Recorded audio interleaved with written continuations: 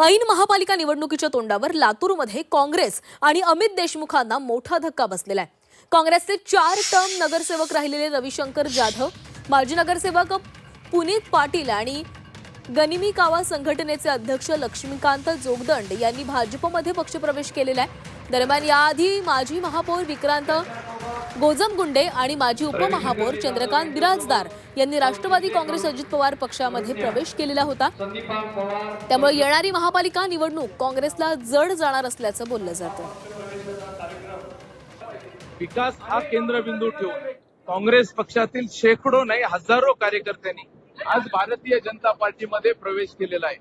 आणि मी आपल्याला सर्वांना आवर्जून सांगू शकतो की येणाऱ्या महानगरपालिकेमध्ये खरं तर जसं आपण विचारलं, हे चिंतन करण्याची गरज काँग्रेसला आहे।